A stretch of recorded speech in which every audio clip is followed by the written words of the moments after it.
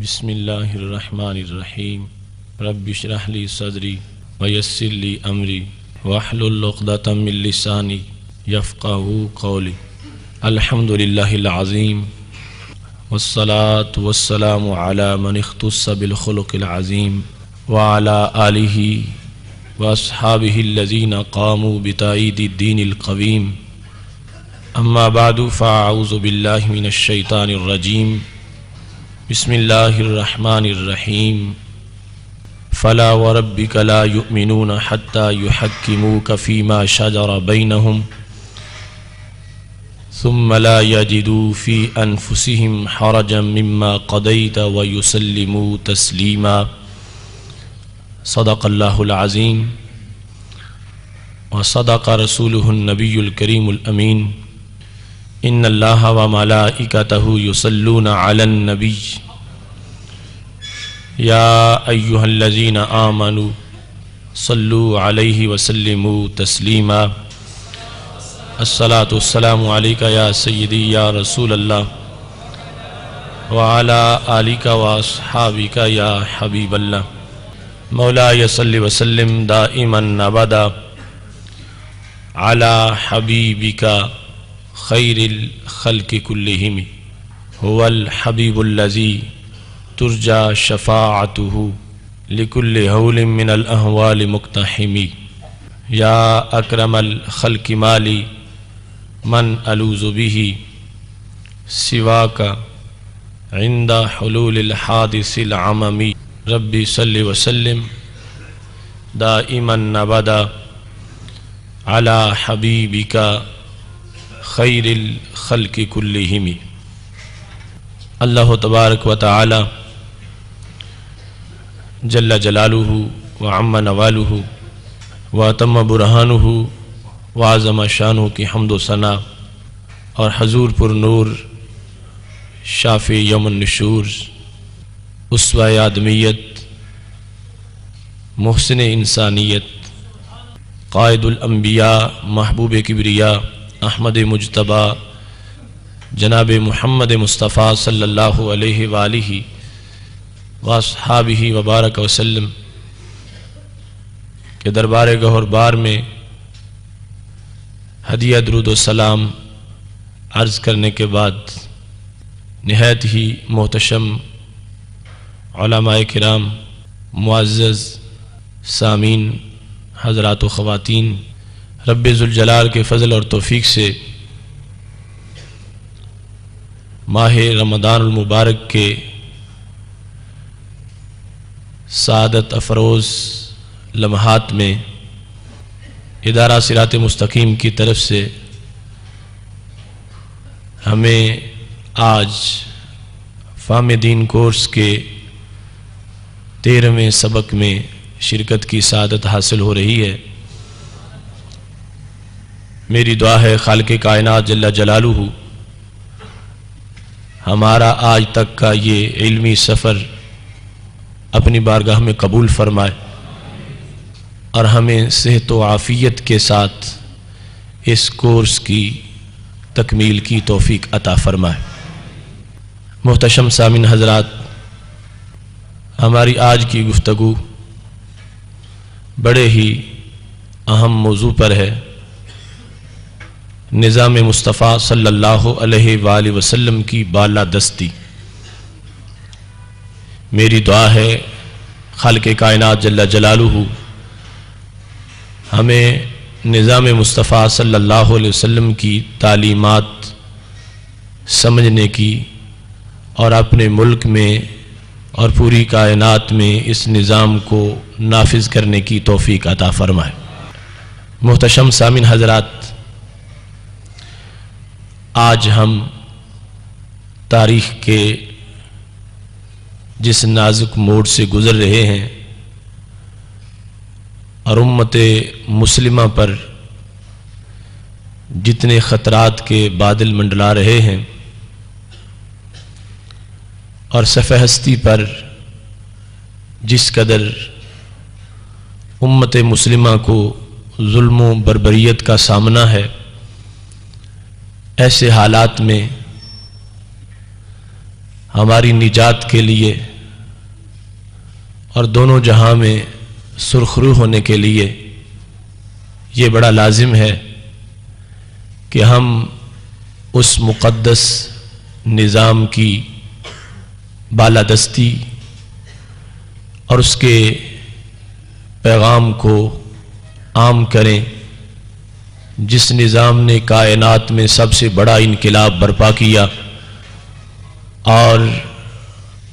عرب کے ریگزاروں سے اس نظام نے جن بہاروں کا آغاز کیا تو پوری کائنات کو اس سے بہار آشنا کیا۔ رسول اکرم نور مجسم شفیع معظم صلی اللہ علیہ وآلہ وسلم نے مدینہ شریف کی سلطنت میں جس نظام کو پروان چڑھا کر پوری کائنات کا نظام بنایا، آج واقعی طور پر اگر ہمیں پھر امن و چاہت کی، امن و آشتی کی اور انسانی عظیم اقدار کی رفتوں کی ضرورت ہے تو ہمیں پھر اسی نظام کا سہارا لینا ہوگا جو کہ دنیا میں بھی انسانی زندگی کے بلند معیار کا ضامن ہے اور عقبہ میں بھی انسان کے لیے فردوس کے بالا خانوں کا ضامن ہے۔ قرآن مجید برہان رشید نے بار بار اس نظام کو بیان کیا ہے۔ پورا قرآن اسی نظام کے بیان کی کتاب ہے۔ رسول اکرم صلی اللہ علیہ وسلم کی احادیث تمام تر اسی کی تشریحات میں موجود ہیں۔ نظام مصطفیٰ صلی اللہ علیہ وآلہ وسلم یہ دین مصطفیٰ صلی اللہ علیہ وسلم کا تقریباً ایک مترادف نام ہے۔ نظام مصطفیٰ صلی اللہ علیہ وسلم کو بھی ہم اسی طرح ہی اس کی تشریح کر سکتے ہیں کہ قانون سماوی سائق لذوی العقول الی الخیر بالذات، کہ نظام مصطفیٰ صلی اللہ علیہ وسلم وہ آسمانی قانون ہے جو کہ انسانوں کی خیر کی طرف رہنمائی کرتا ہے، زندگی کے ہر شعبے کا رہبر ہے، زندگی کے ہر شعبے کا رہنما ہے، اور زندگی کے ہر شعبے میں انسان کی جو حقیقی بہتری ہے، جس کو کبھی انسان خود عقل سے سمجھتا ہے اور کبھی اس کی عقل سے وہ بہتری ماورا ہوتی ہے، اس تمام تر اصلاح کی طرف جو نظام انسان کو چلا کے لے جاتا ہے، اس نظام کو نظام مصطفیٰ صلی اللہ علیہ وسلم سے تعبیر کیا جاتا ہے۔ اگرچہ نظام مصطفیٰ صلی اللہ علیہ وسلم اپنی جامعیت کے لحاظ سے دین کے تمام شعبہ جات پر محیط ہے، عقائد بھی اس میں ہے، اعمال کی تعلیم بھی ہے، معاملات کا بیان بھی ہے، اصلاح نفس، اصلاح باطن اور اصلاح ظاہر تمام تر روشنی اس میں موجود ہے، لیکن بالخصوص نظام مصطفیٰ صلی اللہ علیہ وسلم کا لفظ جب بولا جاتا ہے تو سر فہرست اس کا وہ شعبہ ہمارے سامنے ہوتا ہے کہ جس کا تعلق منہج نبوت کے مطابق نظام سلطنت سے ہے، کہ کائنات میں حکومت کیسے کی جائے، لوگوں کے مسائل کا حل کیسے کیا جائے، دنیا میں امن و آشتی کو کس طرح رائج کیا جائے، اور کس لحاظ سے گورننگ ڈپارٹمنٹ کے اندر اصلاح کی جائے اور لوگوں کے مسائل کو آسانی کے ساتھ حل کر کے ایسا معاشرہ تشکیل دیا جائے کہ جو امن و آشتی کا گہوارہ بھی ہو اور اس کے اندر چلنے پھرنے والے روپ اللہ کو اتنے پیارے لگتے ہوں کہ ان پر فرشتوں کو بھی رشک آتا ہو، اس انداز میں ان کی سیرت جو ہے وہ نکھری ہوئی ہو اور کردار بے غبار ہو کہ جس کی وجہ سے زمین ان کے وجود کو بوجھ نہ سمجھے بلکہ ان کا قدم زمین کے لیے باعث سعادت ہو اور زمین ہر لمحہ ان کے چلتے پھرتے وقت بھی ان کے لیے دعائیں کرتی رہے۔ نظام مصطفیٰ صلی اللہ علیہ وسلم یہ نظام خدا تعالی ہی ہے. نظام مصطفیٰ صلی اللہ علیہ وسلم اور نظام الہی یہ مترادف اصطلاحیں ہیں، اور قرآن و سنت کی تشریحات کے لحاظ سے یہاں پر ہمیں کوئی فرق نظر نہیں آتا. اگرچہ یہ تو ہے کہ پہلی شریعتوں میں جو نظام تھے ان کو نظام الہی تو کہہ سکتے تھے، مگر نظام مصطفیٰ صلی اللہ علیہ وسلم نہیں کہہ سکتے تھے، چونکہ ابھی وہاں پر مسلسل آگے سلسلہ جاری تھا کہ اس نظام کو مکمل کیا جا رہا تھا، اور انسان کی جو طبی عمر ہے اور انسانیت کا جو کلچر ہے اس کے لحاظ سے ابھی سوچ پروان چڑھ رہی تھی. لیکن اب آخری دین جب آ گیا تو اس وقت نظام الہی اور نظام مصطفیٰ صلی اللہ علیہ وسلم یہ دونوں اصطلاحیں ایک ہی نظام کے نام کی حیثیت میں ہیں. یہی نظام شریعت ہے، یہی نظام دین ہے، یہی نظام قرآن ہے، یہی نظام مصطفیٰ صلی اللہ علیہ وسلم اور نظام خدا ہے. اور قرآن مجید برہان رشید نے ان کو یکجا بیان کیا ہے. رب ذوالجلال کا سورہ احزاب میں فرمان ہے، آیت نمبر 36، وَمَا كَانَ لِمُؤْمِنٍ وَلَا مُؤْمِنَةٍ إِذَا قَضَى اللَّهُ وَرَسُولُهُ أَمْرًا أَن يَكُونَ لَهُمُ الْخِيَرَةُ مِنْ أَمْرِهِمْ، کہ کسی مسلمان مرد کے لیے یا عورت کے لیے یہ اختیار نہیں کہ جب ان کے لیے اللہ تعالیٰ فیصلہ کر دے اور اللہ تعالیٰ کے رسول صلی اللہ علیہ وسلم فیصلہ کر دے تو پھر بھی اپنی ہٹ درمی پہ قائم رہے اور اللہ کے فیصلے کو اور اللہ تعالیٰ کے رسول علیہ السلام کے فیصلے کو نہ مانے. فرمایا یہ کسی مومن مرد یا کسی مومن عورت کی شان نہیں. مومن وہی ہے، اور کلمہ پڑھنے کا مطلب ہی یہی ہے کہ ہر فیصلہ اللہ تعالیٰ اور رسول اکرم صلی اللہ علیہ وسلم کی طرف منسوب کیا جائے، ان کی چاہت کے تابع اپنے آپ کو کر دیا جائے. جو وہ فیصلہ کرے اس کو ہی ایمان سمجھتے ہوئے سر تسلیم خم کر کے اس کو مانا جائے، یہ ایمان ہے. اور اس کے بعد جب یہ فیصلہ آ جائے تو اس کے بعد کوئی شخص اپنی طرف سے اپنی رائے پیش نہیں کر سکتا کہ مجھے یہ چیز اچھی لگتی ہے یا فلاں چیز اچھی لگتی ہے اور رب کا فیصلہ فلاں طرح کا آ گیا ہے. تو یہ پھر مومن کی شان نہیں کہ وہ تقسیم کرے. اس کے لیے ضروری ہے کہ وہ اللہ تعالیٰ اور رسول اکرم صلی اللہ علیہ وسلم کے فیصلے کے سامنے عقل کو قربان کرتے ہوئے، اگر عقل مانتی ہے پھر بھی مانے، اگر عقل تسلیم نہیں کرتی پھر بھی عقل کو ایمان کے تابع کر کے اس فیصلے کو تسلیم کرے. تو اس آیت کریمہ میں خالق کائنات جل جلالہ نے رسول اکرم صلی اللہ علیہ وسلم کے اسم شریف کو اپنے ساتھ ذکر کیا، اور اس انداز میں اذا قضى اللہ ورسولہ کہ فیصلے کی نسبت اپنی طرف بھی کی اور اپنے محبوب علیہ السلام کی طرف بھی کی کہ یہ دونوں، میرا فیصلہ وہی ہے جو میرے محبوب علیہ السلام کا ہے، اور جو ان کا فیصلہ ہے وہ میرا فیصلہ ہے، جو ان کی حکومت اور نظام ہے وہ میرا نظام ہے. تو خالق کائنات جل جلالہ نے اس انداز میں یہ تشریح ہمارے لیے کر دی کہ ان دو باتوں میں کوئی فرق نہ کیا جائے. نظام مصطفیٰ صلی اللہ علیہ وسلم وہ میرے نظام کی ہی بات ہے، اور یہ دونوں اصطلاحیں ایک ہی نظام کے بارے میں ہیں. ایسے سورہ توبہ کے اندر آیت نمبر 62 ہے، خالق کائنات فرماتا ہے واللہ ورسولہ احق ان یرضوہ، اللہ تعالیٰ اور اللہ تعالیٰ کے رسول صلی اللہ علیہ وسلم کا زیادہ حق ہے کہ لوگ انہیں راضی کریں. اب اس مقام پر بھی خالق کائنات جل جلالہ نے رسول اکرم صلی اللہ علیہ وسلم کی رضا کو اپنی رضا کے ساتھ بیان کر کے نبی علیہ الصلوۃ والسلام کی جو حیثیت ہے شریعت میں اس کو واضح کیا، اور اس انداز میں کہ این یرضوہ، آگے ضمیر جمع کی استعمال نہیں کی، واحد کی تثنیہ کی. ویسے تو بظاہر چاہیے تھا این یرضوہما، کہ اللہ تعالیٰ اور اللہ تعالیٰ کے رسول صلی اللہ علیہ وسلم کا زیادہ حقدار ہے کہ لوگ ان دونوں کو راضی کریں، لیکن اللہ نے دونوں کی جگہ ضمیر ایک کی بنا دی کہ یہ دونوں رضائیں حقیقت میں ایک ہی رضا ہے، اور دونوں کا معاملہ ایک ہی طرح کا ہے، دونوں کے فیصلے، دونوں کی حکومت، دونوں کے نظام. تو خالق کائنات جل جلالہ نے واحد کی ضمیر استعمال کر کے لوگوں کو متوجہ کیا، ایک تو تم پر یہ بھی لازم ہے کہ تم یہ معیار چھوڑ دو کہ ہم یہ کام کریں تو ہمارا بھائی راضی ہو جائے، ہمارے محلے والے راضی ہو جائے یا دنیا والے راضی ہو جائے۔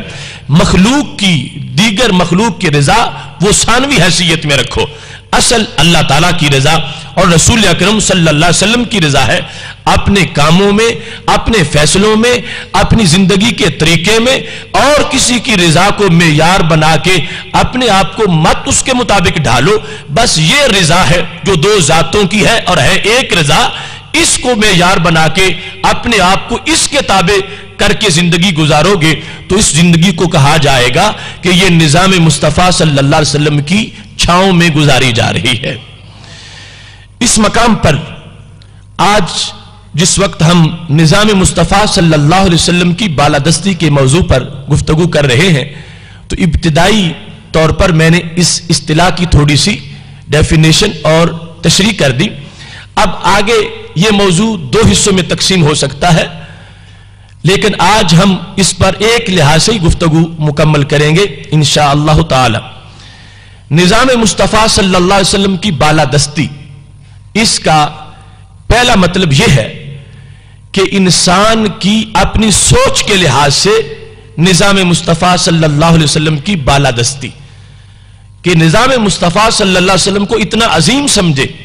کہ جب بھی کہیں مقابلہ ہو جائے اس کی خواہش کا اور نظام مصطفیٰ صلی اللہ علیہ وسلم کا، تو مومن وہ ہے کہ جو اپنی خواہش کو قدموں تلے دبا دے اور نظام مصطفیٰ صلی اللہ علیہ وسلم کا جھنڈا بلند کر دے۔ روزانہ دنیا کے معاملات میں بہت سی صورتیں ہر روز بندے کو ایسی پیش آتی ہیں، تو مومن کی شان یہ ہے کہ اس کے ذہن پر نظام مصطفیٰ صلی اللہ علیہ وسلم کی بالادستی کی ایسی چھاپ موجود ہو، وہ کبھی بھی پرواہ نہ کرے کہ اس میں میرا اتنا نقصان ہو جائے گا، میں اتنا پیچھے رہ جاؤں گا۔ رب کعبہ کی قسم ہے، نظام مصطفیٰ صلی اللہ علیہ وسلم کی پابندی کی وجہ سے جو پیچھے رہتا ہے وہ حقیقت میں سب سے آگے گزر جاتا ہے۔ اور یہ روزانہ کا امتحان اس طرح ہے، مثال کے طور پر ایک بیع و شراء کا طریقہ ہے، اس کو رواج میں اس کو بہت زیادہ اچھا سمجھا جاتا ہے اور بڑی کمائی ہوتی ہے، اور دوسری طرف نظام مصطفیٰ صلی اللہ علیہ وسلم نے اس کو سود قرار دیا ہوا ہے یا اس کو بیع باطل قرار دیا ہوا ہے یا بیع فاسد قرار دیا ہوا ہے۔ تو اب مومن کی یہ شان ہے کہ وہ منافع نہیں دیکھے گا کہ کتنا منافع مجھے اس پہ ملتا ہے، وہ یہ دیکھے گا کہ نظام مصطفیٰ صلی اللہ علیہ وسلم بھی اس پر راضی ہے یا نہیں۔ اگر نظام مصطفیٰ صلی اللہ علیہ وسلم ناراض ہے، وہ سارے منافع چھوڑتا ہوا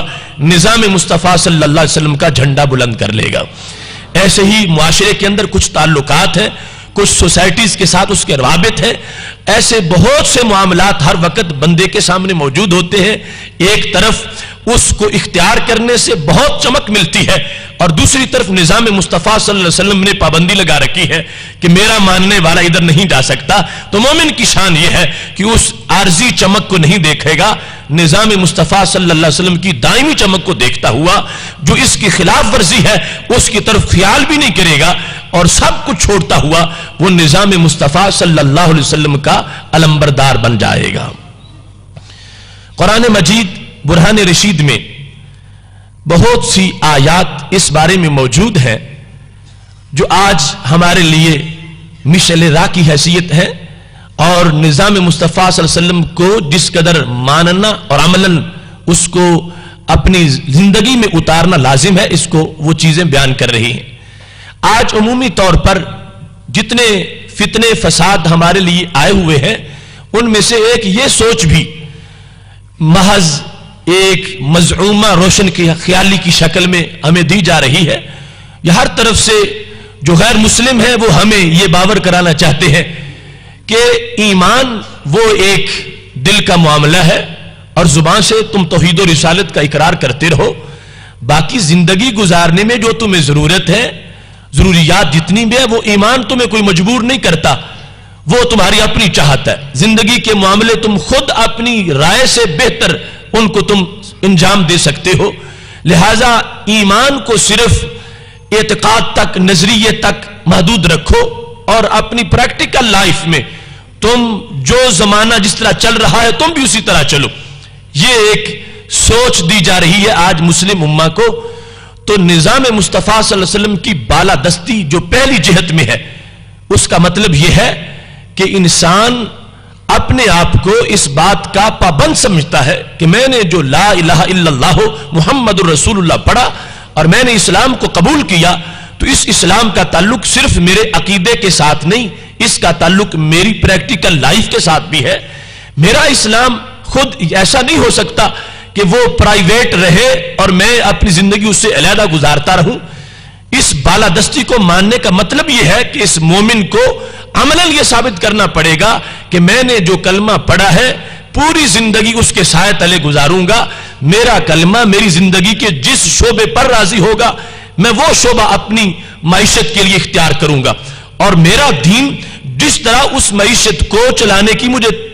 تعلیم دیتا ہے اس کے مطابق میں اپنی زندگی کا کاروبار کروں گا۔ اگر اسلام میرے کسی معاہدے پر ناراض ہے، میرے کسی کاروبار پر ناراض ہے، میری زندگی کی کسی مصروفیت پر میرا دین اگر ناراض ہے، تو مومن کی یہ شان ہوگی کہ وہ کہے گا میں دین کو ناراض نہیں کر سکتا، دنیا اگر ناراض ہوتی ہے تو ہو جائے، میں اگر اپنی اقتصادی حالت میں کہیں پیچھے رہ جاتا ہوں تو رہ جاؤں، لیکن میرے کلمے کا یہ تقاضا ہے کہ یہ کلمہ میرے ایمان کا بھی امام ہے اور میری دنیا کا بھی امام ہے، میرے کاروبار کا بھی امام ہے۔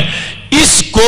اسلام میں نظام مصطفیٰ صلی اللہ علیہ وسلم کی بالادستی سے تعبیر کیا جاتا ہے، اور یہ مومن کی حقیقی شان ہے جس کی بنیاد پر اس کو اپنے ایمان کی لذت محسوس ہوتی ہے۔ دوسری جہت کی بالادستی وہ موضوع ایک طویل موضوع ہے کہ ہم دنیا کے مختلف نظاموں کے مقابلے میں کمپیریٹیو سٹڈی سے یہ ثابت کریں کہ فلاں نظام کی فلاں شک کے مقابلے میں اسلام کی اس شک میں یہ عظمت موجود ہے، ہم ضمناً اس کا بھی ذکر کریں گے، لیکن یہ ابھی جو ابتدائی کام جس میں بعض جگہ نقب زنی ہو رہی ہے اور کمزوریاں ظاہر ہو رہی ہیں، جو خود انسان جب اپنی سوچ پر اس نظام کی بالادستی کو عملاً مان لے گا، اسے خود سمجھ آ جائے گی کہ کائنات کا ہر نظام جو بندوں کا بنایا ہوا ہے اس پر اللہ کی اس نظام کی یقیناً برتری اور فوقیت موجود ہے۔ قرآن مجید برہان رشید میں رب ذوالجلال کا فرمان ہے، سورہ نساء آیت نمبر 65، فرمایا فَلَا وَرَبِّكَ لَا يُؤْمِنُونَ حَتَّى يُحَكِّمُوكَ فِيمَا شَجَرَ بَيْنَهُمْ۔ محبوب مجھے تمہارے رب کی قسم، لوگ اس وقت تک مومن نہیں ہو سکتے، اس وقت تک ان کا ایمان صحیح نہیں ہو سکتا، حتی یحکموک، یہاں تک کہ وہ تجھے اپنا حاکم تسلیم نہ کر لیں۔ تمہاری حکومت کو، تمہارے فیصلے کو جب تک وہ تسلیم نہ کر لیں، فیما شاجر بینہم، ان جھگڑوں میں جو ان کے اندر موجود ہے، یعنی جب ایک اختلاف آ گیا اور جھگڑا ہو گیا کہ یہ کام کرنا ہے یا نہیں کرنا، یا آپس میں کسی معاملے کے اندر جھگڑا ہو گیا، ایک اس کا حل اسلام میں ہے اور دوسرا اس کا حل سوشلزم میں ہے، تو فرمایا مومن اس وقت تک کوئی نہیں ہو سکے گا جب تک اس کے اسلامی حل کو اپنے دین کا حصہ نہیں سمجھے گا۔ رسول اکرم نور مجسم شفیع معظم صلی اللہ علیہ وسلم کی ذات کو رب ذوالجلال نے آپ کی حاکمیت کو اس انداز میں واضح کر دیا کہ جس طرح تمہیں رسول ماننا کلمہ گو کے لیے لازم ہے کہ اس وقت تک وہ مومن نہیں ہو سکتا جب تک تمہیں رسول تسلیم نہ کرے، فرمایا ایسے ہی اس پر یہ لازم ہے حتی یحکموک، جب تک تجھے حاکم نہ مان لے اس وقت تک بھی مومن نہیں ہو سکتا۔ مومن وہ ہوگا جو تمہاری حکومت کو، تمہارے نظام کو، تمہارے فیصلے کو تسلیم کرے گا، اس کو ایمان ملے گا۔ فیما شجر بینہم، ان جھگڑوں میں جو ان کے آپس میں ہوتے ہیں، ثم لا یجدوا فی انفسہم حرجا مما قضیت، فرمایا پہلے ماننا اور اس کے بعد یہ بھی دھیان رکھنا کہ کوئی فیصلہ بظاہر کسی کے خلاف ہو گیا ہے لیکن وہ فیصلہ شریعت کا فیصلہ ہے، اس میں بندے کا نقصان ہوا ہے، تو نظام مصطفیٰ صلی اللہ علیہ وسلم کی بالادستی کو ماننے کا مطلب یہ ہے، اللہ فرماتا ہے ثم لا یجدوا فی انفسہم حرجا، اس فیصلے کے بعد ذہن میں خیال ہی نہیں آنا چاہیے کہ یہ نقصان میرا اسلام نے کر دیا ہے اور یہ نقصان میرا نظام مصطفیٰ صلی اللہ علیہ وسلم نے کر دیا ہے، اگر میں مومن نہ ہوتا تو میں اس کو تسلیم کر لیتا، میرا اتنا فائدہ ہو جاتا۔ فیصلے کے بعد جو تھوڑا سا بھی دل میں ملال رکھے یا اس کے بارے میں کوئی رکاوٹ موجود ہو، اسلام اس بندے کو بھی پسند نہیں کرتا. فرمایا وَيُسَلِّمُوا تَسْلِيمًا, اسی کو ہم مومن قرار دیں گے جو رسول اکرم صلی اللہ علیہ وسلم کے حکم کو, آپ کی حاکمیت کو اور آپ کے نظام کو جان سے مان لے اور دل سے تسلیم کر لے. اس کو بظاہر جتنا خسارہ بھی نظر آ رہا ہو, وہ ایک لمحہ بھی اس خسارے کو خسارہ نہ سمجھے, بلکہ اس کو اللہ کی رحمت کا نظارہ سمجھے, اور اس بنیاد پر اس نظام کو مانتا ہوا وہ اپنی زندگی کے شب و روز کو بسر کرتا رہے. رسول اکرم نور مجسم شفیع معظم صلی اللہ علیہ وسلم کے اس نظام کی بالادستی کے بہت سے واقعات قرآن مجید میں موجود ہیں. خالق کائنات جل جلالہ کا اسی سورہ نساء میں فرمان ہے, آیت نمبر 60, الم تر الی الذین یزعمون انہم آمنوا بما انزل الیک وما انزل من قبلک, کیا آپ نے دیکھا ان لوگوں کو کہ جو دعویٰ یہ کرتے ہیں کہ ہم ایمان لے آئے قرآن مجید پر اور ایمان لے آئے پہلی کتابوں پر. یہ دعویٰ ان کا ہے کہ ہم قرآن کو مانتے ہیں اور قرآن پر ہمارا ایمان ہے اور پہلی کتابوں کو بھی مانتے ہیں. اب قرآن پر جب ایمان ہے تو مطلب کیا ہوا؟ توحید پر بھی ایمان ہے, رسالت پر بھی ایمان ہے, فرشتوں پر بھی ایمان ہے, اور پہلے رسولوں پر بھی ایمان ہے, بعد الموت پر بھی ایمان ہے. تو ایمان تو سارا جو ایمان کے شعبات ہیں وہ سارے سامنے آ گئے. اس کے بعد خالق کائنات فرماتا یریدون ان یتحاکموا الی الطاغوت, ایمان لانے کے بعد وہ چاہتے یہ ہیں کہ ہم نظام طاغوت کا مانیں گے, کلمہ اسلام کا پڑھیں گے اور نظام ہم طاغوت کا مانیں گے. یریدون ان یتحاکموا الی الطاغوت, وہ چاہتے ہیں کہ ہم فیصلے طاغوت سے کروائیں گے. ہمارے معاملات کی اور جھگڑوں کی صورت میں جو اصل اتھارٹی ہوگی وہ طاغوت کی ہوگی. ہم اللہ کو سجدہ بھی کریں گے, نبی علیہ السلام کی رسالت کو بھی مانیں گے, آخرت پر یقین بھی رکھیں گے, لیکن ان یتحاکموا الی الطاغوت, حکومت جو ہے وہ طاغوت کی ہونی چاہیے اور نظام طاغوت کا ہونا چاہیے. جس وقت ان لوگوں کی یہ صورتحال سامنے آئی, خالق کائنات فرماتا وقد امروا ان یکفروا بہ, حالانکہ ان کو ایمان کی جب دعوت دی گئی تھی تو اس دعوت کا یہ حصہ تھا کہ تم نے طاغوت کو جھٹلانا ہے, تم نے اسلام کے سوا جو نظام ہے ان کا تم نے انکار کرنا ہے. اس توحید کو ماننے کا تقاضا ہی یہ ہے کہ حکم اللہ کا مانا جائے اور حکم رسول اللہ علیہ السلام کا مانا جائے. اب بھی جو قرآن پر ایمان لا کے دعویٰ یہ کرتا ہے کہ میں ایماندار ہوں, میں نے کلمہ پڑھ لیا ہے, لیکن حکومت جو ہے وہ میں اور کسی کی مانوں گا, طاغوت کی مان لوں گا, خالق کائنات جل جلالہ اس کے ایمان کو مسترد کر رہا ہے. اور رب کائنات فرماتا ہے کہ اس مقام پر یرید الشیطان ان یضلہم ضلالا بعیدا, جن لوگوں نے یہ تقسیم بنا رکھی ہے کہ اسلام ایک عقیدہ ہے اور پریکٹیکل لائف ہم خود اپنی سوچ کے مطابق گزاریں گے, اللہ فرماتا ہے ان لوگوں کو شیطان نے گمراہ کر دیا ہے. یہ شیطان کے پنجے کے اسیر ہو گئے ہیں اور شیطان نے ان کو گرفتار کر لیا ہے. میرا وہی بندہ مومن ہوگا. رب ذوالجلال کا قرآن اعلان کر رہا ہے کہ جو ایمان لا کر پھر ہمیشہ کے لیے اس بات پر پابند ہو جائے گا کہ میرے فیصلے سارے اللہ کی طرف سے ہیں اور رسول اکرم صلی اللہ علیہ وسلم کی طرف سے ہے, میں کسی اور فیصلے کو تسلیم نہیں کرتا. ان ذوات کا جو فیصلہ قرآن و سنت کی شکل میں اور اس کی تشریح جو فقہ ہے اس کی شکل میں موجود ہے, یہ جو فیصلہ آئے گا اس کے مقابلے میں سر تسلیم خم کر دوں گا اور اس کے مقابلے میں میں کسی نظام کی بات نہیں مانوں گا. ایک طرف نظام مصطفیٰ صلی اللہ علیہ وسلم کے نزدیک ایک تجارت کی حیثیت ہے کہ اس کو حرام قرار دے دیا, دوسری طرف آج کے دنیاوی جو اقتصادی نظام ہے انہوں نے اس کو سر فہرست ہائی لائٹ کر کے رکھا ہوا ہے. تو مومن کی یہ شان یہ ہے کہ وہ طاغوت کے پاس نہیں جائے گا, وہ خالق کائنات کی رحمت سے فیصلہ کروائے گا. اور اس بنیاد پر اس پر یہ لازم کر دیا گیا ہے کہ وہ طاغوت کو مسترد کر دے. اور اگر اس نے یہ تقسیم بنا لی کہ دین کا معاملہ جو ہے اس کا تعلق سجدوں کے ساتھ ہے یا روزے کے ساتھ ہے یا نماز کے ساتھ ہے, دین کا بازاروں کے ساتھ کیا تعلق ہے اور لین دین کے معاملات کے ساتھ کیا تعلق ہے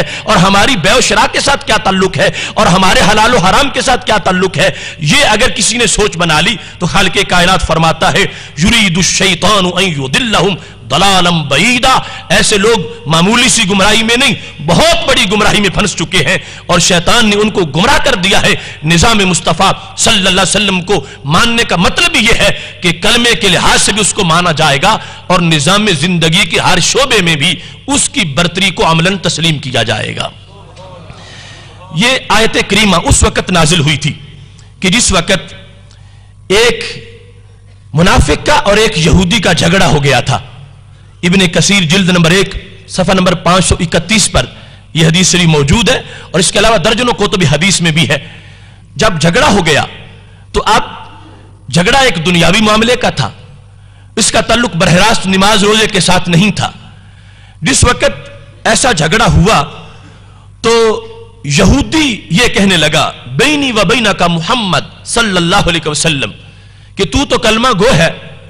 मेरा और तेरा फैसला हजरत मोहम्मद मुस्तफा सल्लल्लाहु अलैहि वसल्लम करेंगे। लेकिन वो मुनाफिक कहने लगा बैनी व बैना का काब बिन अशरफ, मेरा और तेरा फैसला काब बिन अशरफ करेगा। काब बिन अशरफ जो बहुत बड़ा मूजी इंसान था, जिसको सहाबा किराम अलैहिम रिदवान ने वासिले जहन्नम किया, वो यहूदी तो रसूल अकरम सल्लल्लाहु अलैहि वसल्लम का नाम ले रहा है और ये जो बज़ाहिर कलमा गो है ये कहता है कि मैं उससे फैसला करवाऊंगा। अब जब ये सूरत हाल सामने आई तो खालिक़ कायनात ने आयत नाजिल कर दी कि ये जो इस तरह का कलमा पढ़ता है हम उसके कलमे का एतबार नहीं करते। उसका सजदा कैसा सजदा है कि जो हमारे नबी अलैहिस्सलाम की हुक्म को ही तस्लीम नहीं करता और हुकूमत और फैसले कहीं और से करवाता है। तो इस बुनियाद पर कुरान और सुन्नत को छोड़कर, कुरान और सुन्नत से मुराद कुरान और सुन्नत की तशरीहात जो फिक़्ह हनफी की शक्ल में या फिक़्ह इस्लामी में मौजूद है, कुरान और सुन्नत ही की वजाहतें हैं। कुरान और सुन्नत को छोड़कर किसी और निजाम की तरफ चले जाना ये तागूत की तरफ जाना है, तागूत को मान लेना है और तागूत को तस्लीम कर लेना है। खालिक़ कायनात जल्ल जलालहू ने लाजिम कर दिया है कि निजाम मुस्तफ़ा सल्लल्लाहु अलैहि वसल्लम की बालादस्ती का तकाजा यह है कि तुम अपने दुनियावी मामलात में भी किसी और तरफ नहीं देख सकते, तुम इधर ही देखोगे और यही निजाम तुम्हारी कमी पूरी करेगा और यही निजाम तुम्हारी हर मोड़ पर रहनुमाई करेगा। और इतना बेहतरीन निजाम है, बच्चे की विलादत से पहले से लेकर उसके कब्र में चले जाने के बाद तक भी अपने राही की रहनुमाई करता रहेगा। इस बुनियाद पर खालिक़ कायनात जल्ल जलालहू का यह फरमान सूरह माइदा आयत नंबर 50 में मौजूद है। फरमा आफा हुक्मल जाहिलियत यबगून फमन अहसनु मिनल्लाहि हुक्मन लिकौमी यूक़िनून। फरमा आप भी लोग जाहिलियत वाला हुक्म ढूंढते हैं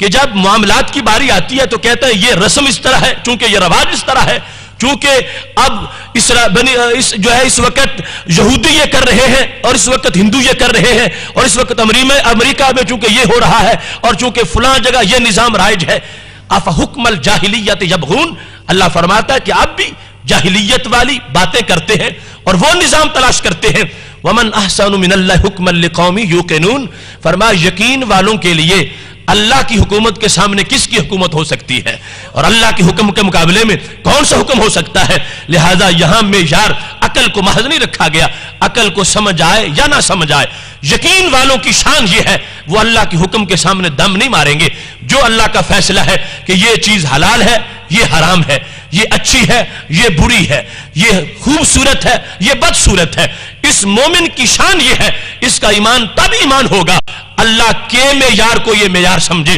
अपनी अकल को उसके ताबे रखते हुए अपनी जिंदगी की हर घड़ी उस निजाम के मुताबिक बसर करता रहे। खालिक़ कायनात जल्ल जलालहू ने ये सूरह शूरा में इरशाद फरमाया है वमख्तलफ्तुम फीहि मिन शैइन फहुक्मुहु इलल्लाह। जब भी तुम्हें इख्तिलाफ तुम्हारे सामने आ जाए कि ये काम करना चाहिए या नहीं करना चाहिए, तुम अपने तौर पर सोच रहे हो, ज़हन में कुछ दलाइल आते हैं करने के और कुछ आते हैं ना करने के, अपनी सोच के मुताबिक, फरमाया अभी तुम्हारा फैसला ज़हन पर नहीं रखा जाएगा। हुक्मुहु इलल्लाह, कुरान से पूछो, सुन्नत से पूछो, अगर कुरान और सुन्नत राजी है तो फिर फैसला कर लो, फिर इसके मुताबिक जो भी मसला सामने आ गया इसको पेशे नजर रखो और इसको मुकद्दम रखो। कहीं भी कुरान और सुन्नत को नाराज करके फैशन को राजी करते हुए या जमाने को राजी करते हुए अपनी जिंदगी के किसी कारोबार का, किसी धंधे का और किसी मसरूफियत का फैसला न करो, इस वास्ते कि हमारी दुनिया को शरीयत ने दीन बना दिया है। जिनकी दुनिया महज दुनिया है वो धक्के खाते फिरे, खुद सोचते फिरे। हमारी दुनिया पर तो दीन का झंडा लहरा रहा है। लिहाजा जब दीन ने हमें सब कुछ दे दिया है, हमें खुद अपनी चाहतें इकट्ठी करने की कोई जरूरत नहीं है। जो अल्लाह और रसूल अलैहि सलाम की चाहत है उसके मुताबिक जिंदगी गुजारने का नाम मोमिन की जिंदगी है। और फिर सूरह निसा के अंदर आयत नंबर 59 है, खालिक कायनात फरमाता है फ़इन तनाज़अतुम फ़ी शैइन फ़रुद्दूहु इलल्लाहि वर रसूल। अगर तुम्हारा किसी मामले में झगड़ा हो जाए तो क्या करो? फरमा अल्लाह और रसूल अलैहि सलाम की तरफ चले जाओ, वो झगड़ा उधर उनके दरबार में पेश कर दो।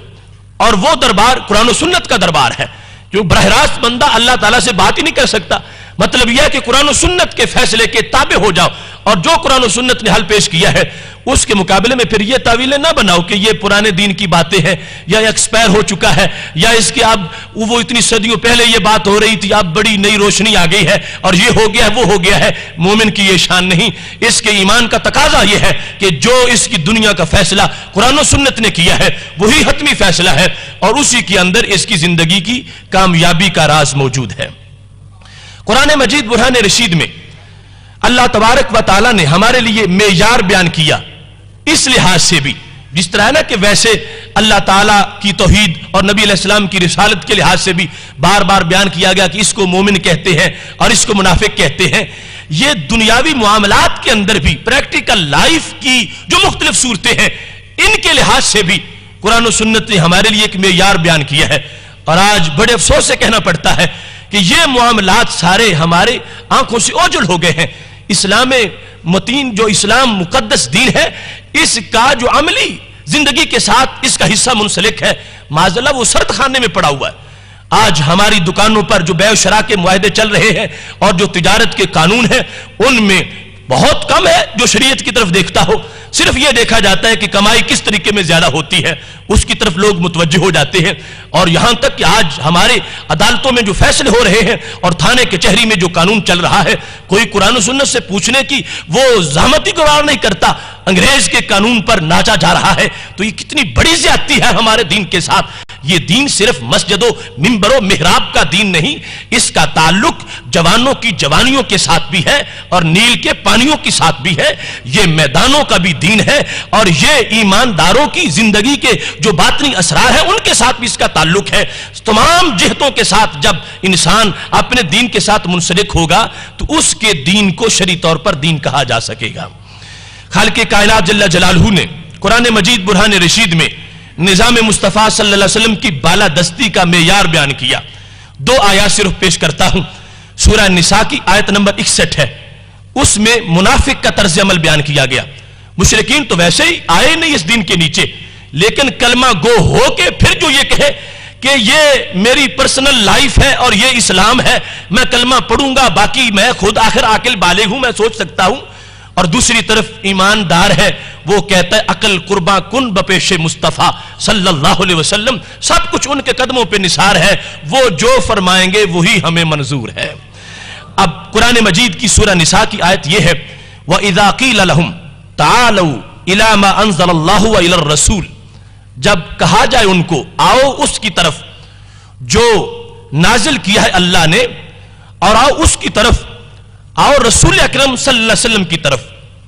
आओ अल्लाह के उतारे हुए कुरान की तरफ, और आओ रसूल अकरम सल्लल्लाहु अलैहि वसल्लम की तरफ। आने का मतलब क्या है कि ये तुम्हारा जो मसला अब नया आया है इसका हल इनसे करवाएं, कुरान से करवाएं या रसूल अकरम सल्लल्लाहु अलैहि वसल्लम से करवाएं। जब ये कहा जाता है मुनाफिकीन को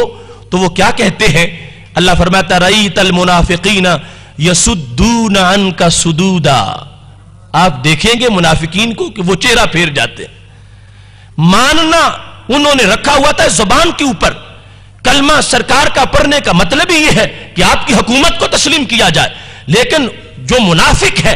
उसकी यह सूरत हाल बयान की जा रही है کہ پہلے نعرے لگا رہا تھا کہ مانتا ہوں، کلمہ پڑھتا ہوں، کلمہ گو ہوں، توحید مانتا ہوں، رسالت مانتا ہوں، باس بعد الموت مانتا ہوں، سب کچھ مانتا ہوں، لیکن جب کہا کہ مانتے ہو تو پھر زندگی بھی انہی کے مطابق گزارنا پڑے گی، یہ تمہارا جو مسئلہ ہے اس کا حل جو نبی علیہ السلام بیان کریں گے وہ تمہیں ماننا پڑے گا، اور جس طرح یہ تمہیں بازار میں دیکھنا چاہتے ہیں تمہیں اس انداز میں دکان پہ بیٹھنا پڑے گا۔ تو اللہ فرماتا رَأَيْتَ الْمُنَافِقِينَ يَصُدُّونَ عَنْكَ صُدُودًا،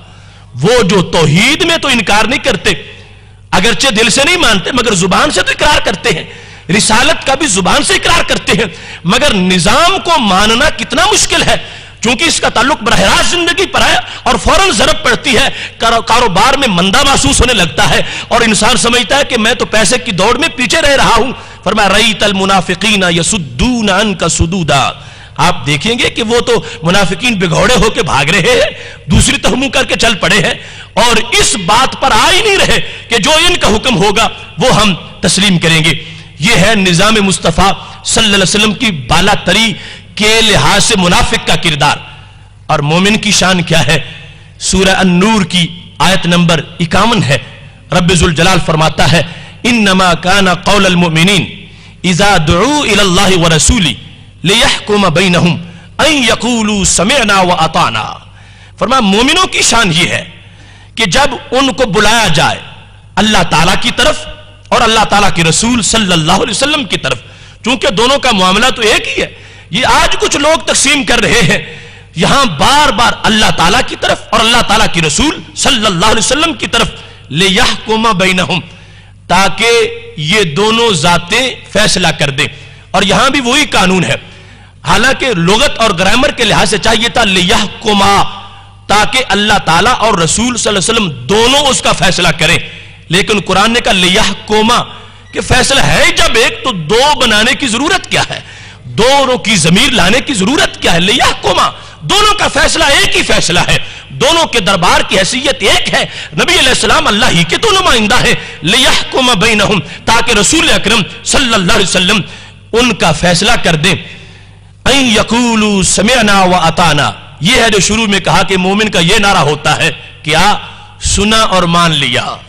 سمعنا واطعنا، سنا اور مان لیا، فوراً سنا فوراً مانا، اس میں یہ نہیں کہ مشورہ کریں گے دوستوں سے کہ کیا کاروبار پہ زد پڑتی ہے اس طرح یا نہیں، فیصلہ کریں گے کیا زندگی میں ہمارا جو کیلے بر ہے کیا اس میں کوئی فرق آتا ہے یا نہیں، نہیں، فوراً مومن کی شان یہ ہے کہ جب سامنے اللہ کا فرمان آ جائے، نبی علیہ السلام کا فیصلہ آ جائے تو یہ کیا کہے گا؟ سمعنا واطعنا، ہم نے سنا اور ہم نے فوراً مان لیا۔ اللہ فرماتا ہے یہ ہے نظام مصطفیٰ صلی اللہ علیہ وسلم کی بالا تری اور بالا دستی ماننے والے کہ یحکم بینہم، فیصلہ نبی علیہ السلام نے جب کیا، حالانکہ فیصلہ یقیناً جب دو کے درمیان ہوگا تو کسی کے خلاف ہی ہوگا، اور یقیناً جب کسی ایسی نوعیت میں فیصلہ ہوگا کہ ایسے کاروبار کرنا ہے یا نہیں کرنا تو ضرور اس میں کوئی ایسی صورتحال بھی سامنے آئے گی کہ جس میں بظاہر بندے کو نقصان کا خدشہ ہو، لیکن مومن کی شان یہ ہے کہ وہ نقصان کو نہیں دیکھتا، وہ رحمان کو دیکھتا ہے، اور وہ نقصان کو نہیں دیکھتا، وہ اپنے نبی علیہ السلام کے فرمان کو دیکھتا ہے، اور اس کو دیکھتے ہوئے زندگی گزارتا ہے، تو کیا اس کو نقصان ہوگا؟ اللہ فرماتا ہے وَأُولَئِكَ هُمُ الْمُفْلِحُونَ،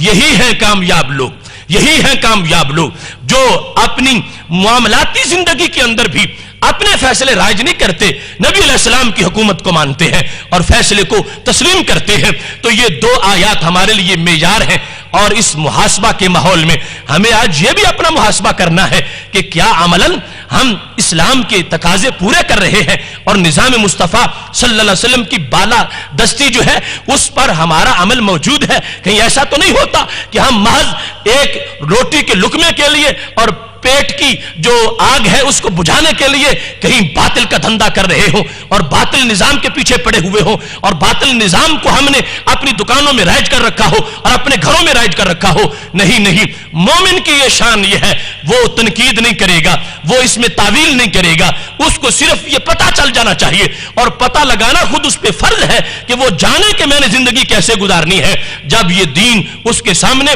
نظام مصطفیٰ صلی اللہ علیہ وسلم کی یہ حکم کی صورت میں सामने तशरीह आ जाएगी। मोमिन की शान है फौरन सरे तस्लीम खम करता हुआ नहीं देखेगा कि नुकसान होता है या फायदा होता है, वो ये देखते हुए कि मेरे रब ने मेरी तरफ हुक्म भेज दिया है और मेरे नबी अलैहिस्सलाम का फरमान हो तो मुझे और क्या चाहिए। जिंदगी की चंद घड़ियां हैं, रूखी सूखी खा के गुजार लूंगा, मगर कभी भी अपने महबूब अलैहिस्सलाम को नाराज नहीं करूंगा। मोहतरम सामीन हजरात, कुरान मजीद बुरहान रशीद के अंदर खालिक़े कायनात जल्ल जलालहू ने 3 मकामात पर, और तीनों आयत सूरह मायदा की हैं। एक है आयत नंबर 44, एक है 45 और एक है 47। खालिक़े कायनात फरमाता वमन लम यहकुम बिमा अंज़लल्लाहु फउलाइका हुमुल काफिरून, जो अल्लाह के उतारे हुए के मुताबिक फैसला न करें वो काफिर हैं। फिर फरमाया वमन लम यहकुम बिमा अंज़लल्लाहु फउलाइका हुमुज़ ज़ालिमून, जो अल्लाह की शरीयत और निज़ाम मुस्तफ़ा सल्लल्लाहु अलैहि वसल्लम की बालादस्ती के मुताबिक फैसला न करें वो जालिम है। और तीसरे नंबर पर फरमाया फउलाइका हुमुल फासिकून, वो फासिक है। अब देखो, चूंकि इस्लाम का ताल्लुक दुनिया के साथ भी है, दीन के साथ भी है, और वो दीन को यूं दुनिया को दीन बनाना चाहता है। अगरचे कारोबार जिंदगी होगा लेकिन शरीयत मुतहरा के साये के मुताबिक होगा। तो जब घर से निकला था, दुकान पे जा रहा था, उसके कंधों पर गुनाहों के बोझ थे और उसको तशवीश थी कि आज पता नहीं कोई बिक्री होती है या कोई प्रॉफिट मिलता है या नहीं, लेकिन हलाल के साये में बैठकर उसने दुकानदारी की है। जब शाम आएगा तो सारे गुनाहों की गठड़ियां कंधों से गिर चुकी होंगी और दुकान से बिल्कुल खाली, वो गुनाहों से पाक होके आ रहा होगा। तो चूंकि इस्लाम ने बंदे को दुनिया में भी पाक बनाना है तो अब उसकी पाबंदी करना पड़ेगी। उसका फैसला कितना बड़ा फैसला है, हुकूमत को मानेंगे तो ये सवाब मिलेगा, और अगर ये निजाम मुस्तफ़ा सल्लल्लाहु अलैहि वसल्लम के बारे में कह दे कि वो एक मामला प्राइवेट सा, उसको रहने दो, आज तो फिर दुनिया में यही चलता है, हमें यही करना पड़ेगा, ये ईमानदारों की शान नहीं। और कितने सख्त लफ्ज हैं, फउलाइका हुमुल काफिरून, फउलाइका हुमुज़ ज़ालिमून, फउलाइका हुमुल फासिकून। ये उन लोगों के बारे में है कि जो दीन में आए और फिर इस हुकूमत को नहीं माना, दीन में आए और निजाम मुस्तफ़ा सल्लल्लाहु अलैहि वसल्लम को नहीं माना। चूंकि यहां पर जो पीछे जिक्र है असल में वो है उन यहूदियों का जिन्होंने ये जो जिना की सजा है रजम, कि जो शादीशुदा जिना करे तो उसको संसार किया जाए, इसको अपनी किताब से छुपाने की कोशिश की कि हम सिर्फ चेहरा स्याह कर देंगे, उसको गधे पर बिठा देंगे। तो खालिक़े कायनात ने फरमाया मैं तुम्हारे ऐसे दीन को नहीं देखूंगा कि जिसमें तुम सजदे तो मुझे करो मगर मेरी हुदूद को तुम ना मानो। मल्लम यहकुम बिमा अंज़लल्लाह फउलाइका हुमुल काफिरून, अगर तुमने मेरे हुदूद के निजाम को छोड़ दिया और इन बातों को तुमने पसे पुश डाल दिया, तुमने क्या मेरी तौहीद को माना। मेरी तौहीद के मानने का ताल्लुक यह है कि हुकूमत भी मेरी मानी जाए। हुकूमत और चुदाहट तुम किसी और की रखो, उस चुदाहट के तहत अपने फैसले करो और कलमा मेरा पढ़ो। फरमाया ऐसा नहीं है। अब यहां बज़ाहिर अल्फाज में बड़ा फर्क है। काफिर होना ये बहुत बड़ा खसारा है, और एक जगह फरमाया जो बिमा अंज़लल्लाह के मुताबिक हुकूमत नहीं करता, फैसला नहीं करता और हुक्म वसूल नहीं करता, वो काफिर है, और दूसरे मकाम पर फरमा दिया वो जालिम है और फिर फासिक है। तो इन आयात में बज़ाहिर इख्तिलाफ महसूस होता है। काफिर होना तो बहुत ज्यादा खसारा है, वो तो जहन्नमी बन गया, दायमी जहन्नमी बन गया। और जो जालिम है या फासिक है, जालिम आम दर्जे का, उसके बारे में है कि सजा मिलेगी गुनाह की, फिर जन्नत में आ जाएगा। तो इन आयात का मतलब क्या हुआ? हजरत इक्रमा रदियल्लाहु ताला अन्हु माना बयान करते हैं मल्लम यहकुम बिमा अंज़लल्लाहु जाहिदन फकद कफरा, कि अल्लाह के हुक्म के मुताबिक फैसला ना करना, इसकी 2 सूरतें हैं। एक यह है कि दिल से ही इनकार करना कि यह फैसला दुरुस्त ही नहीं अल्लाह का, यह निजाम मुस्तफ़ा सल्लल्लाहु अलैहि वसल्लम का फैसला दुरुस्त ही नहीं, दिल से इनकार कर जाना। और एक है दिल से तो मानना मगर अमलन इनकार कर जाना। अगर कोई शख्स दिल से ही मुनकिर है कि कुरान मजीद के अंदर यह चोर की जो सजा है यह सजा माज़ल्लाह ज़ालिमाना है, तो वो शख्स पक्का काफिर है, उसके कुफ्र में कोई शक नहीं। हुदूद के लिहाज से जितने भी अहकाम के मामलात है, जो दिल से इनकार करने वाला है और उसने इसको इनकार कर दिया तो वो दिल के इनकार के लिहाज से काफिरून का हुक्म है। और अगर दिल से इनकार ना हो, अमलन इनकार हो, वैसे इनकार हो, تو پھر اس کے بارے میں ظالمون کا حکم ہے اور فاسقون کا حکم ہے. تو اس بنیاد پر ہمیں آج یہ بھی اپنا محاسبہ کرنا چاہیے کہ خالق کائنات جل جلالہ ہمیں کفر سے بھی بچائے اور اللہ تبارک و تعالی ہمیں ظلم اور فسق سے بھی بچائے. یہ جہاں سجدے کرنا، نمازیں پڑھنا، روزے رکھنا، یہ سارے معاملات اللہ نے ہمارے لیے لازم کر رکھے ہیں، وہاں اس نے ہم پر اس بات کو بھی لازم کر دیا کہ ہم اپنے معاملات اس کی حکم کے تابع رکھیں. بلکہ یہ معاملات اتنا لازم ہے، کچھ مراحل ایسے بھی آتے ہیں جہاں خالق کائنات جل جلالہ اپنی بندگی کے بارے میں یہ چھوٹ دے دیتا ہے کہ ٹھیک ہے تم کافر رہتے ہو، کافر رہو، اگر تم نے کلمہ نہیں پڑھا تو ہم جبرن تمہیں مومن نہیں کہیں گے. اگر اللہ چاہے تو کسی کی کیا مجال ہے کہ دل سے کلمہ نہ نکلے، لیکن وہ چاہتا ہے کہ اپنی چاہت کے مطابق تم دین کو قبول کرو. اب جس وقت ایک مرحلہ ایسا بھی آتا ہے کہ جہاں جزیہ کی شکل میں اللہ یہ منظور کر لیتا ہے ٹھیک ہے تم ذمہ بن جاؤ، ٹیکس دیتے رہو اور اپنے مذہب پہ رہو. اب اس کا مطلب دوسرے لفظوں میں کیا ہوا کہ وہ ذمہ ہے، وہ اللہ کو سجدہ نہیں کر رہا اور دین کو اس نے کلمہ نہیں پڑھا، لیکن اس سے حکومت منوائی گئی ہے. وہ مقام جہاں پر جا کے سجدے کی بالآخر اس کافر کی حیثیت سے چھوٹ آ گئی کہ ٹھیک ہے تم دین نہیں مانتے، نہ مانو،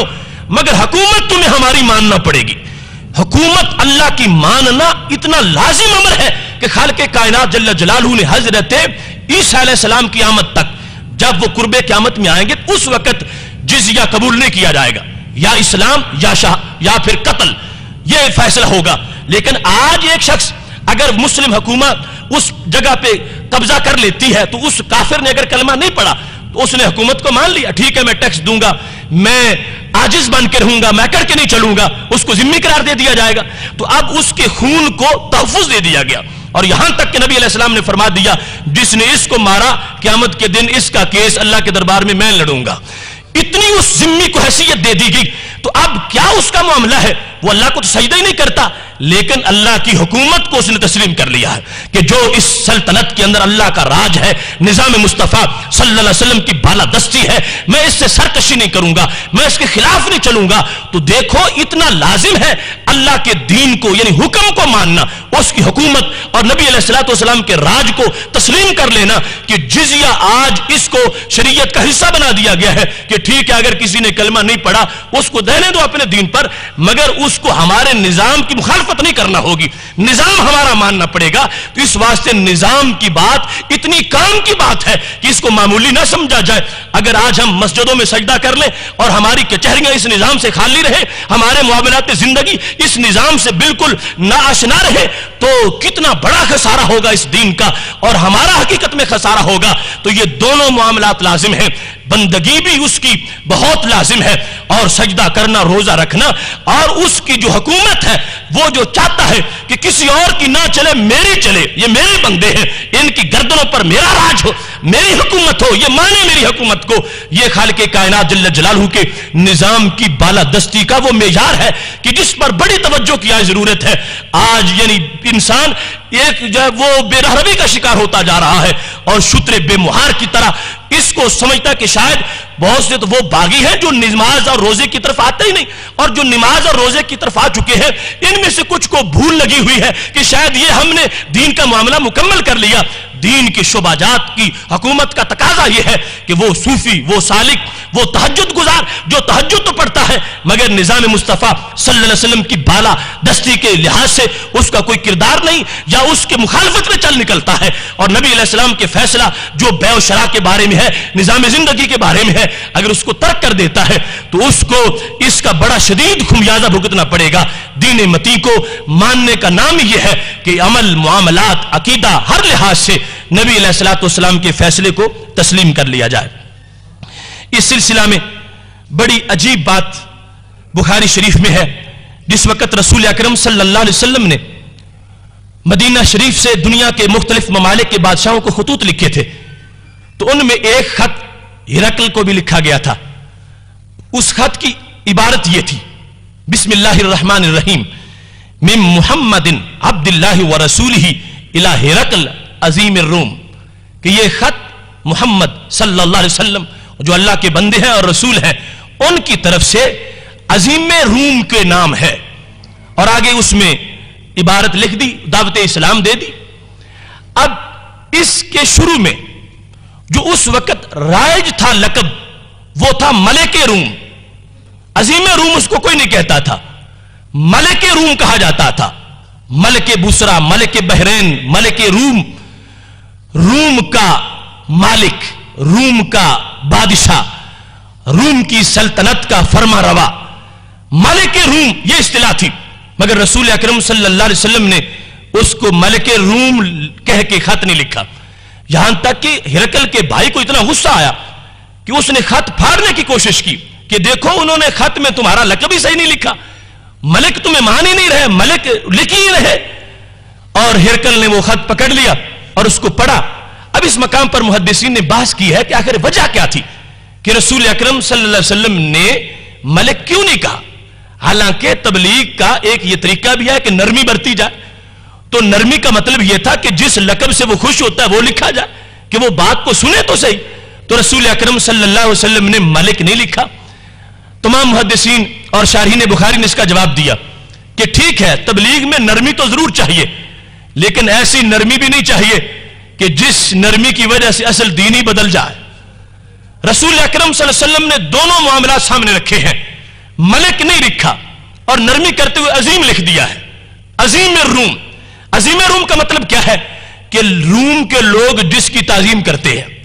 روم کے لوگوں نے جس کو اپنا بڑا بنایا ہوا ہے، میں اس کو خط لکھ رہا ہوں۔ اور ملک روم کا مطلب بنتا ہے روم کی زمین کا مالک۔ حضرت علامہ بدر الدین عینی رحمۃ اللہ علیہ نے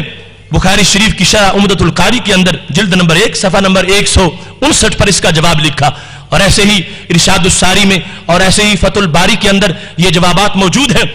کیوں نہیں لکھا اس کو ملک روم؟ کہتے لِأَنَّهُ مَعْزُولٌ عَنِ الْحُكْمِ بِحُكْمِ دِينِ الْإِسْلَامِ، کہ اسلام نے آ کر اس کو حکومت سے معزول کر دیا تھا۔ اسلام کے آ جانے کے بعد صرف وہی ملک کہلائے گا جس کو اسلام ملک بنائے گا، اور اسلام جس کو ملک نہیں بنائے گا وہ حقدار نہیں کہ اس کو زمین کا مالک کہا جائے۔ زمین اللہ کی ہے اور اللہ تعالیٰ کے رسول علیہ السلام کی ہے۔ واضح طور پر سرکار کے لفظ ہیں وَاعْلَمُوا أَنَّ الْأَرْضَ لِلَّهِ وَرَسُولِهِ، لوگوں جان لو یہ زمین میرے اللہ کی ہے اور میری ہے، اس پر میرا راج چلے گا، اور ہم کسی کو ملک تسلیم نہیں کرتے۔ ہم ان کا کلمہ پڑھنے والے ہیں جنہوں نے ایک سپر پاور جو بظاہر اس وقت تھی اس کے بادشاہ کو ملک لکھنے سے انکار کر دیا تھا کہ میں خود اس کو ملک مان جاؤں تو پھر پیچھے رہ کیا جائے گا۔ ملک نہیں لکھا اس واسطے کہ وہ معزول ہے، اس کا تختہ اسلام نے الٹ دیا ہے، اسلام اس کو مانتا ہی نہیں ہے۔ زمین اللہ کی ہے، غیر مسلم اس کا مالک کیسے ہو سکتا ہے، اس کا حکمران کیسے ہو سکتا ہے، اس کا بادشاہ کیسے ہو سکتا ہے؟ فرمایا ہم نرمی برتیں گے، یہ لکھ دیتے ہیں عظیم روم، مگر ملک نہیں لکھیں گے اس واسطے کہ اسلام کے ہوتے ہوئے کسی کی حکومت نہیں چلتی۔ اب دیکھو کتنا معاملہ بگڑ گیا۔ آج ہم غیر مسلموں کے ساتھ، غیر مسلم حکومتوں کے ساتھ جو ہمارے رویے چل رہے ہیں اور جتنا ہم ان کے زیر دام آ چکے ہیں، کس قدر دین متی ہم سے ناراض ہو گیا ہوگا۔ اس انداز میں دعوت دی ہے میرے محبوب علیہ السلام نے،